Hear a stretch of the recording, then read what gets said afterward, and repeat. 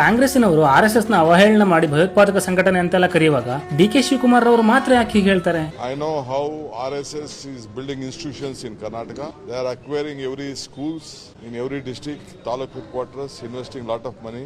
RSS ತನ್ನ ಸಂಘ ಪರಿವಾರಗಳ ಮೂಲಕ ಭಾರತದಲ್ಲಿ ಅತಿ ದೊಡ್ಡ ಸೋಷಿಯಲ್ ಸರ್ವಿಸ್ ನೆಟ್ವರ್ಕ್ ನ ರನ್ ಮಾಡುತ್ತೆ. ಹೆಲ್ತ್ ಅಂಡ್ ಮೆಡಿಕಲ್ ಸರ್ವಿಸಸ್ಗೆ ಬಂದ್ರೆ ಸಾವಿರಾರು charitable hospitals, Ayurveda centres and rural and tribal areas ಗಳಲ್ಲಿ ಮೊಬೈಲ್ ಮೆಡಿಕಲ್ ಯೂನಿಟ್ಸ್ ನ ನಡೆಸುತ್ತೆ. And blood donation camps and health awareness camps ನ ಕೂಡ ರನ್ ಮಾಡುತ್ತೆ. ಅಂಡ್ ಎಜುಕೇಶನ್ ಫೀಲ್ಡ್ಗೆ ಬಂದ್ರೆ ಎಜುಕೇಶನ್ ಸೆಕ್ಟರ್ ನಲ್ಲಿ ಲಾರ್ಜೆಸ್ಟ್ NGO ವಿದ್ಯಾಭಾರತಿ 25,000 ಶಾಲೆಗಳನ್ನ ರನ್ ಮಾಡುತ್ತೆ. ಅಂಡ್ ಏಕಲ್ ವಿದ್ಯಾಲಯ ಯೋಜನೆ ಅಂಡ್ ದಲಿತ ಮತ್ತು ಗುಡ್ಡಗಾಡು ಪ್ರದೇಶ ವಿದ್ಯಾರ್ಥಿಗಳಿಗೆ ಫ್ರೀ ಹಾಸ್ಟೆಲ್ ಫೆಸಿಲಿಟೀಸ್ ಪ್ರೊವೈಡ್ ಮಾಡ್ತಾರೆ. ಅಂಡ್ ಸ್ಕಿಲ್ ಡೆವಲಪ್ಮೆಂಟ್ ಸೆಂಟರ್ಗಳನ್ನ ರನ್ ಮಾಡ್ತಾರೆ ಯುವ ಪೀಳಿಗೆಗಳಿಗೆ. ಡಿಸಾಸ್ಟರ್ ರಿಲೀಫ್ ಅಂಡ್ ಎಮರ್ಜೆನ್ಸಿ ಸರ್ವಿಸ್ಗಳಲ್ಲಿ food package, medical supports and rehabilitation support ಮಾಡ್ತಾರೆ.